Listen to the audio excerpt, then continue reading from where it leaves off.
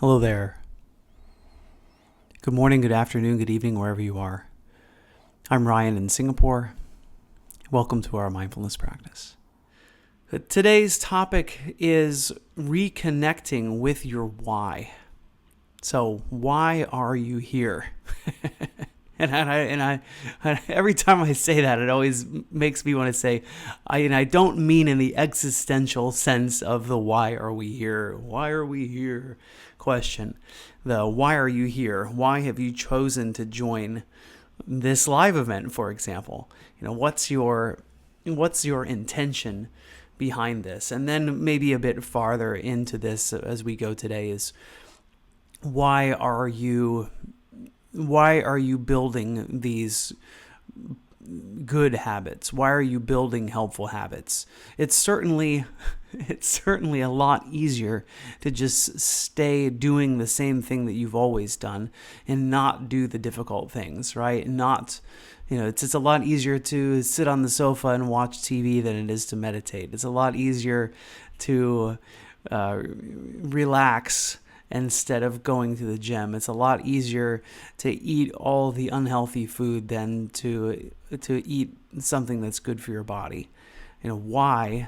Well, it's a lot easier to not have any regulation about what you eat, how much you eat, as opposed to watching and counting and trying your best to have some control over that. So why? What's the purpose behind that? What's the purpose behind wanting to cultivate good habits? And it's important because if we lose touch with this, we eventually lose our motivation. So if we can't remember why it is that we're here, then these positive habits are going to stop at some point. So I've just got a few things to chat through today about this. And the first one is, why does your why matter? So why is the deeper motivation behind our actions that fuels positive change? So knowing what that is helpful to keep going, to keep filling up the gas tank so that we don't run out of motivation to keep doing the things that we know are helpful for ourselves. Without the clarity of why, our habits and goals become empty. They start to feel forced, and it's fragile. It's something that can easily disappear and dissipate if we don't understand why it is that we are cultivating positive habits in the context that we're talking about today. However, I guess the nice thing about this topic is that it goes beyond just the cultivation of new positive habits. Again, so why the why matters. Mindfulness helps us reconnect with what really matters and what we think we should be doing, right? So we start to, when we come back to the why, we remember what it is that we came here for in the first place. And so that can be really helpful. And if you're struggling to find a why to cultivate positive habits, the first thing that pops into my mind is that these are helpful for your mental well-being. That cultivating positive habits can give you a strong foundation for your mental health. So that, and I'll just say, one of the reasons this topic is here is because as I've been off on holiday, I've been off in the States visiting my parents and being with my children and spending a lot of time doing that and kind of neglecting some of my own personal routines. I mindfully saw some of my resilience deteriorate, and I think maybe even more impactful is now that I've included these routines again, now that I'm really getting back into it, just seeing how much easier it is to have a positive attitude around things, to feel happier in general. And it's not because I'm trying mentally to feel happier, right? It's because I've put that foundation back. I've changed the way that I've been eating. I've been exercising often. I've been meditating for longer stretches every day. I have enough meditation experience that I know how much I need to meditate to help my mental well-being be okay. I feel less energetic sometimes because I've forgotten to drink enough water. And I'm doing my best to sleep as much as possible. All of these things are leading to an improved mood. The improved mood is giving me more capacity for resilience, more patience, more ability to be present with my family and to analyze what's going on with me so that I can be the best version of myself when I'm around others. And so not just for myself. That's what's so interesting about self-care, is that caring for ourselves naturally makes us be equipped and to treat others in a better way. So this is step one of why the why matters. Number two is we have a tendency to forget, and that's certainly happened in my practice, is that I was just checking a box for a while.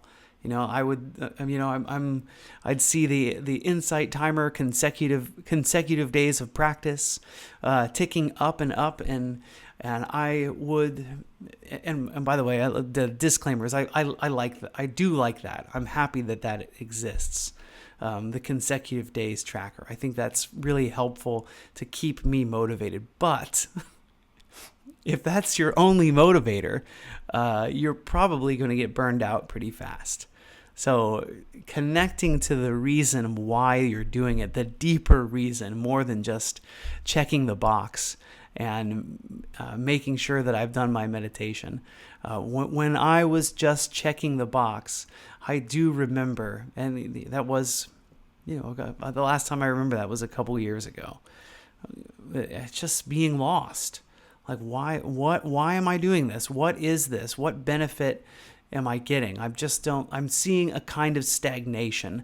And I think that's one of the things that can tend to happen when we are forgetting and we don't intentionally bring back our attention to the reason why we're doing these good habits. So it's easy for distractions to pull us away from our core motivations. That we're so caught up in life that it's easy to just do the things that we do out of habit without considering what it is, what's the benefit behind it, why am I doing it? Our habits drift into the autopilot zone, and we lose sight of the reason that we started them in the first place. And just another little piece about this, remembering, is don't forget that it's natural to forget, and that this is part of the human process. So, when you notice with your mindfulness practice that you are forgetting why, that's a great time to have a shift so that we can reconnect with what it is and why it is that we're here. Another one, and I like this analogy, so I'm just going to post it in the chat here, is mindfulness as a compass.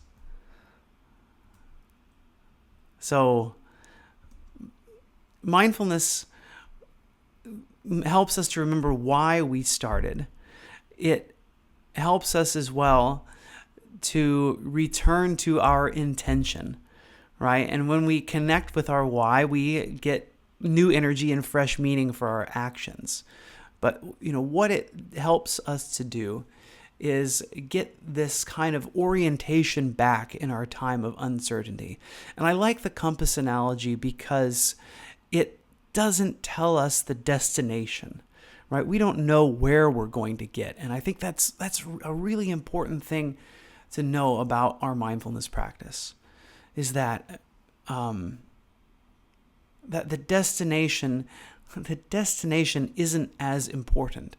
We're, as long as we can see where we're going, that can be helpful and a reminder of what direction to go in, and that's why that's why we have a compass, is that a compass is just checking, right? I'm checking down, am I still going in the right direction? Am I still going in the direction that I'm intending to be going? And that doesn't mean that while we're going there, we're not going to encounter mountains to climb and rivers to cross and detours around big obstacles. It doesn't mean that the obstacles disappear either. It is just a reminder of the direction that we set out to go, so that we can constantly be checking to make sure that we're still going in that direction. And that can be very refreshing. It helps to take a bit of a step back and to have some perspective of the journey that we're taking and where we're going. And also to kind of remember where we've been. To see that this journey that I'm taking, there is a kind of progress, even if it's a 2 steps forward, 1 step back. We can see that the progress is being made, and we can look at the turn around to the other direction to have a glance as to what is, if we're on our way to true north, what's south, what happened there, what did I leave behind on my journey? So it helps us to stop from drifting as well as we look at our compass. That's something, again, as though that, a few years ago when I lost touch a bit with my intention, using this compass, coming back to my intention to remember why I meditated, because I was starting to drift. It was meditation for meditation's sake instead of really remembering what the positive benefit that this practice has for my life and the lives of others around. So just a couple examples of reconnecting to that intention. One is just pausing in the stress, a parent pausing in stressful situations, right? To remember, for example, my intention is to raise my children with love. It is to show them, to demonstrate the right way, the way that I want my family relationships to be, instead of the goal of parent. The goal right now might feel like to be efficient, to get the kids out the door, to not be late to the thing that we're going to, right? And so in that moment to remember, and the remembering comes from the mindfulness practice, right? So our memory to pause during stressful situations can come because we've spent so much time on the cushion. So remembering, hey, I am here to raise my children with love and to set a good example as a loving parent, even if that takes more energy. So to use that, coming back to the why, to change the behavior that I'm about to do. So instead of shouting, maybe there's another way. And I've caught myself recently. I'm not going to tell a story about it. If I had more time, if I hadn't rambled so much about other things, I'd tell a little story about something that happened. Why is also layered, and that's an important thing as we reconnect to our why, to dig down deeper into the deeper why, right? The surface why might look like, why am I changing my diet? Why am I counting the amount of food that I'm eating, right? That's because I want to lose weight.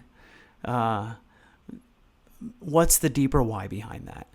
It's because I know that my mental, my physical, maybe even start with that, my physical and mental health improves when I am more mindful of what it is that I'm eating. And, eating with mindfulness can be a very helpful way, right? Paying attention to the feeling of being hungry and the feeling of being full, intending to eat mindfully instead of mindlessly. So What is that deeper why? Mindfulness helps us to peel back the layers until we're able to connect with the core values that we know are nurturing us. So, last but not least, it's gentleness. As we connect with our why, we're doing so with gentleness, not with pressure. To do it with compassion. It's not about scolding yourself for forgetting. It's an act of kindness to remind yourself what matters most to me, right? So, what is it that matters most to me? Each time we come back to what it is that matters the most, we're strengthening ourselves. Just like lifting that dumbbell and curling. What is it? What is it that drives me? What is it that is my why behind what it is that I'm doing? Much like we return to the breath when the mind has wandered away. We return to our why of what it is that has brought me here in the first place. So that's what we're going to do today in our meditation. So the meditation is going to be a simple, focused attention, focus on the breath kind of practice. But as we go into practice, it's something that you could potentially make as a habit for your practice, is just to pause at the beginning of practice and to remind yourself why it is that you're here. So get comfortable.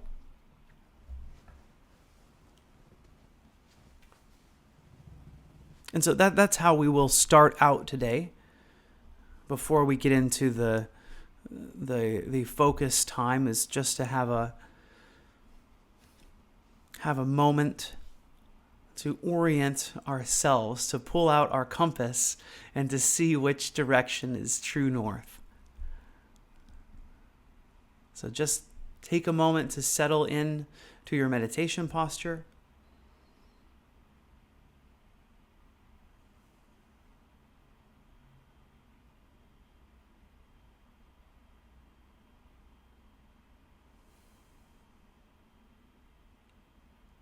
You may notice your mind wandering into the future. See if you can use your breath as an anchor to the present. Just notice what it feels like to be breathing.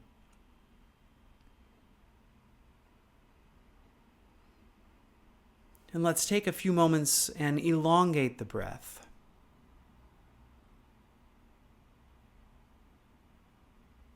So taking a few deeper breaths as we get started here.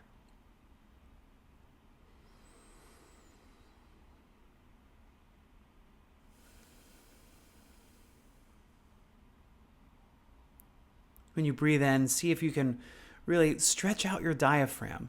Flex that muscle. Take in as much air as you can. And then slowly letting the air out.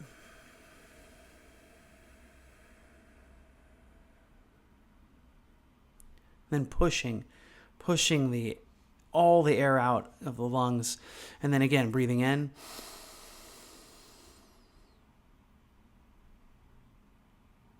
And then slowly letting the air out. And at the bottom of the exhale, just pushing the air out, kind of cleansing the inside of our lungs. One more deep breath, breathing in.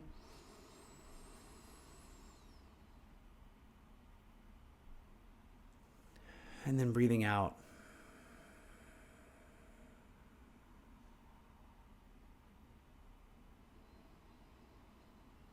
Letting the breath return to its normal, natural pace.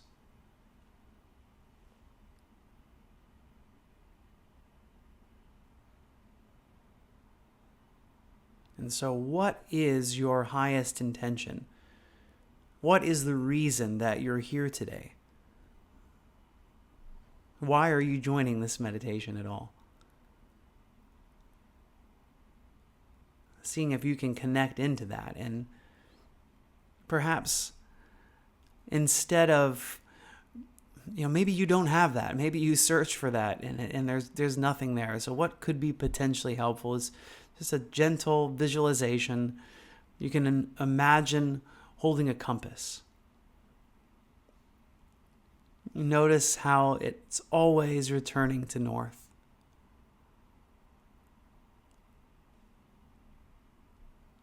So feel into your own why. What's that deeper value that it's pointing back to again and again?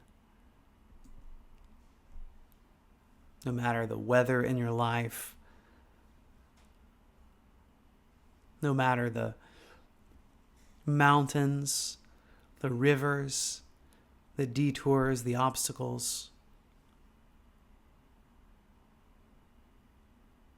where is that compass pointing back to?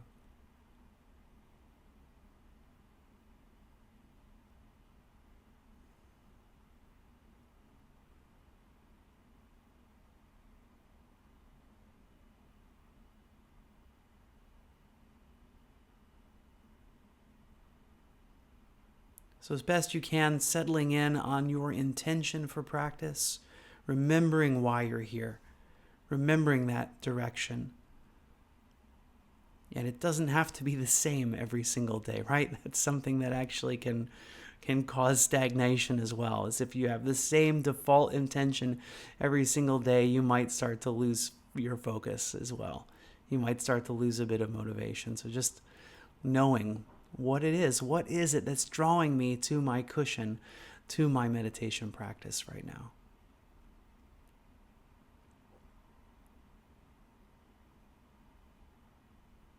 And remembering to be kind and gentle. There's no right answer.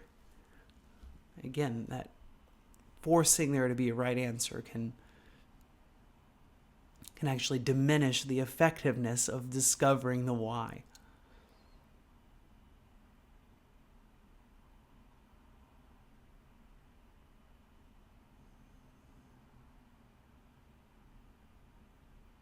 So when you're ready, bringing your attention to the feeling of breathing.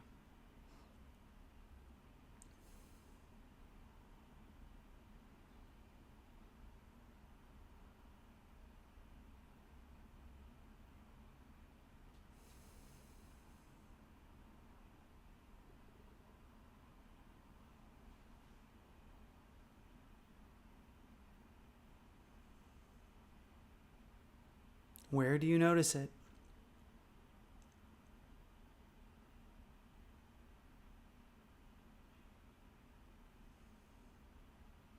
And for me, my attention is where it usually is during practice, on my upper abdomen.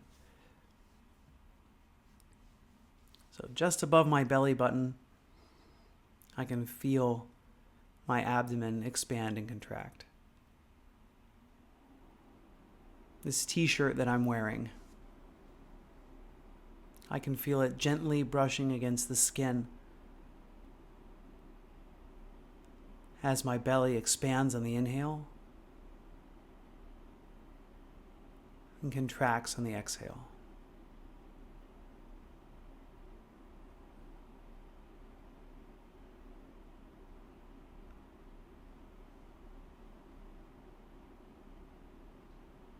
So today I'll use that as my anchor of attention.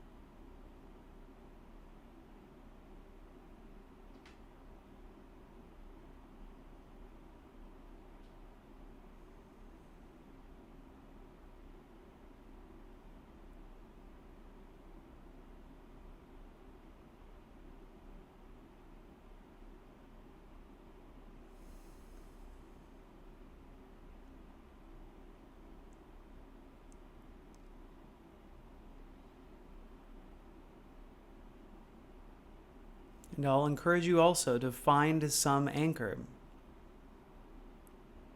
The breath is alive. The breath is moving. The breath is an easy one for us to pay attention to. Easier than, say, other physical sensations.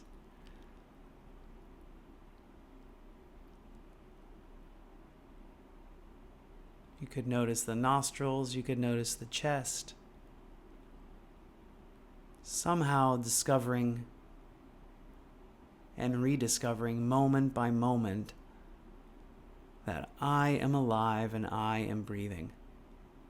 Like all other living things, I am exchanging gases with my external environment.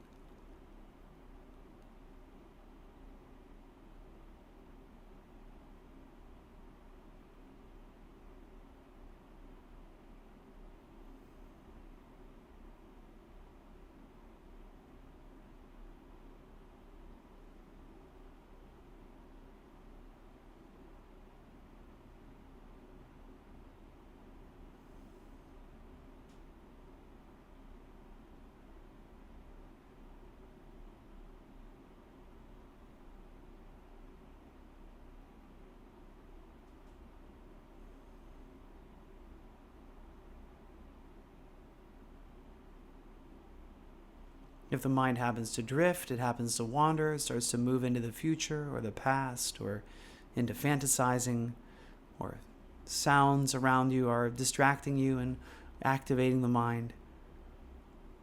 Just remembering this is normal, this is natural, this is a part of the process. And if you like, if it's helpful, you can even remember again your intention before returning to focusing on the feeling of breathing.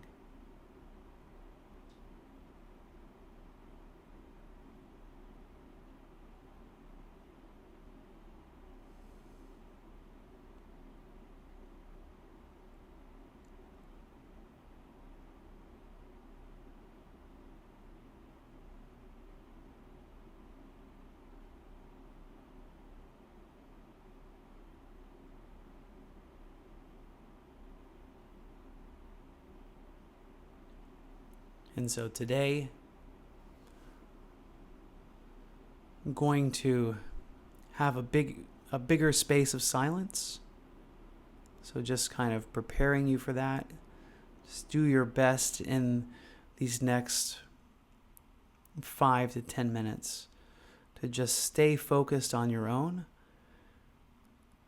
See if you can notice, challenge yourself to notice when your mind has wandered.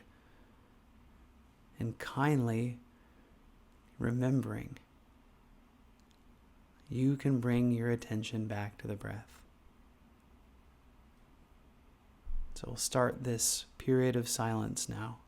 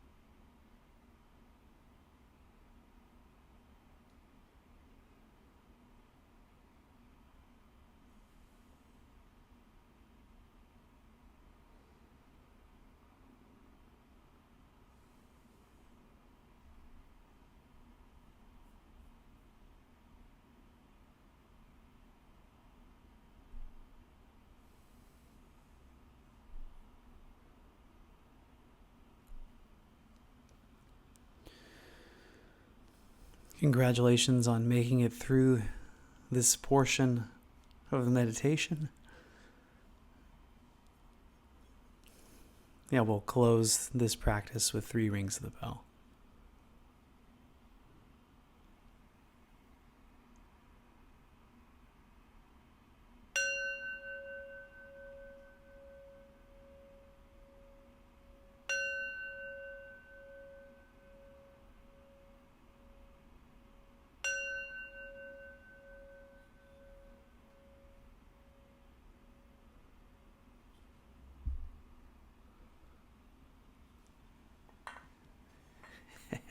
All right. Well done. We made it through the practice. How'd it go? What was it like for you today? Did you find this extra time of silence to be difficult? So how did the meditation go? And what about intention setting, reconnecting to your why? Any questions or comments? I'd love to hear from you.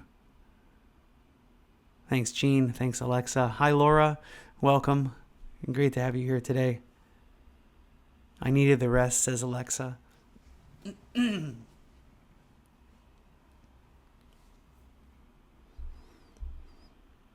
it's interesting how the mind can do that, can rest. That's something that I think is really interesting. That's why I feel like mindfulness meditation is so, and I see mindfulness meditation in particular, is so important these days. Because meditation is not entertainment, right? This is one of I do tend to take issue with visualization meditations, because a lot of time the visualization is giving the mind something to cling to, something to be attached to, something to desire, because we want to imagine a forest and a tree, or even holding a compass in our hands. We want that more than we want to sit in silence with our own breath, because of how hard that can be. The rest that I'm talking about in this case is resting the active mind. This is the craving that we constantly have to look at social media, to watch videos, to play video games, whatever it is.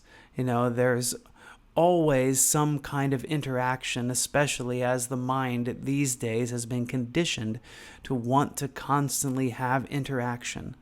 And so this kind of mental rest, focusing on physical sensations, it almost sounds cliche to say, is needed now more than ever, but it's needed now more than ever. We really need to have this mental rest. Sets you apart from the majority of human beings that exist these days. For you to intentionally take this rest is going to put you in a completely different mindset than every other person. Our minds we are not machines. We are not ChatGPT. We don't work 24 hours a day. We need time for our minds to relax. And so this mindfulness practice, it's profound. I don't understand exactly how it works, but I do know that one thing that happens is that constant churning of the mind, that when we practice, we will have moments of times where the mind is not churning. And this practice of not having the churning mind can help us in all kinds of things, including stress relief, including insomnia. So give it a try. Keep it up. Sybil says, I was surprised. I actually focused through it all. I could hear so much in the background without losing my focus. Congratulations, Sybil. Jean says, it was delightful. I doused how it feels to oxygenate my body. I focused on how it feels to oxygenate my body. Thanks, Jean. Jill says, I appreciate the longer time in silence, even though my mind wandered. I could still bring it back with that extra space. Alexa says, yes, we do, especially me. Definitely. I think especially all of us. We all need mental rest. Our minds aren't designed to be on 100% of the time. So try. Jean says, I recently reconnected with my why in my therapy, taking a compass to see where I've come from. Yeah, it's interesting. A friend of mine approached me yesterday and was talking about a Tibetan monk who talked about changing your past. That we see things in our past from our own perspective, right? I mean, this is something that you can't avoid, is that everything you see in life is seeing through your own lens, right? I mean, this is the meaning of the word vipassana, is seeing things how they truly are. So when we meditate enough, we start to be able to step out of our own lens and to start to see things more objectively. And it's interesting how we can change our past by altering that lens. So when we look at our past, we're used to looking at it with a particular lens, and probably the more often we remember that thing in the past, the stronger that lens is actually changing that memory. You know, it's making that memory in a different way. If we can try to see our past in a different way with a more objective lens, we can literally change our past because our memory of that event becomes altered as well. Thanks, Jean, for sharing. Follow me, please, on Insight Timer if you don't already. That is the number one most helpful thing. You can make a donation. If that's within your means and you feel led to do so. Other things you can do is you can feel free to listen to premium tracks. So one of the other pieces that's important about reconnecting with our why is not beating up ourselves. And when we set out to make new habits, we will notice that there are setbacks. It's not without setbacks. And one of the ways that we can help with setbacks is self-compassion. So here's a track I've just put here for self-compassion that you can check out sometime if you would like to do some additional self-compassion practice. And hello, Annette, in Copenhagen. Hello. Well, it's great having everybody here today, and I hope to see you again soon. So do take care. It's I'm going to be continuing this series on positive changes. So how can we start to create and cultivate new good habits for ourselves? So come back next time. The event for next time is called The Power of Small Wins. So as we keep working towards cultivating new habits, how are small wins helpful? So thanks for joining today in this talk about reconnecting with why, and next time we'll talk about the power of small wins. Okay. 5 days from now. Thank you, Chris. Yeah, it'll be on Tuesday morning, my time in Singapore, or if you're in Europe, or, if you're if you're west of me in North America or South America, could be on Monday evening. So thanks everyone. Let's close our practice with some well wishes to ourselves and well wishes to each other. May I be happy and peaceful. May everyone watching, listening, wherever you are, I wish you all happiness and peace. May all human beings, everyone, everywhere, may we all be happy and peaceful. Thanks again. See you soon. Be well. Keep practicing. Bye-bye.